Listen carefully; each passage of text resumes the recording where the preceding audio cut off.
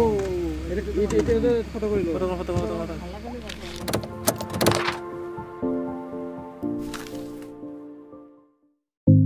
So guys, আজি আমি আহিছো ওৰাং নেশ্যনেল পাৰ্কত আৰু যাক কোৱা হয় ৰাজীৱ গান্ধী ওৰাং নেশ্যনেল পাৰ্ক।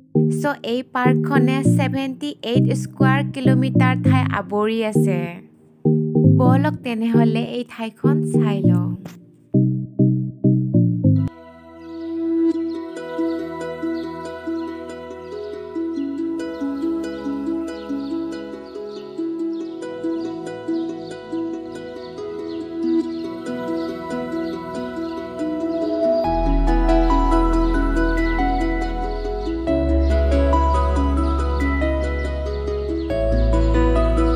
এই পাৰ্কখন এজ এ নেশ্যনেল পাৰ্ক হিচাপে 1995ত ডিক্লেয়াৰ কৰা হৈছিলে আৰু ইমান ডাঙৰ নহয় সৰু হয় এইখন উদ্যান আৰু দেখি ভাল লাগিছে।